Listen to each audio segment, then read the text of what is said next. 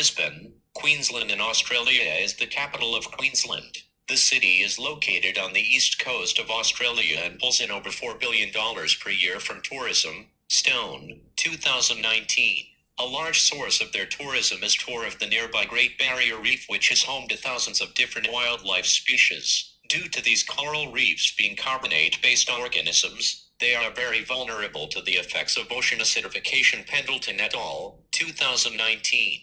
Since the Industrial Revolution has caused increased CO2 levels in the atmosphere, oceans have absorbed roughly 30% of this extra atmospheric CO2, which turns to carbonic acid, making it unhealthy for shells or corals to survive or difficult to form. Pierce, 2020. Without these precious habitats, many species of wildlife which call the Great Barrier Reef home will have a difficult time surviving, which will ultimately hurt Brisbane's tourism revenue. Additionally, as the third most populous city in all of Australia, the reef protects Brisbane's residents and businesses from waves, storms, and floods. Stone, 2019. While studying the health of the Great Barrier Reef, scientists have observed that the reef is declining at a faster rate than originally thought, which means there is no quick fix to address the problem.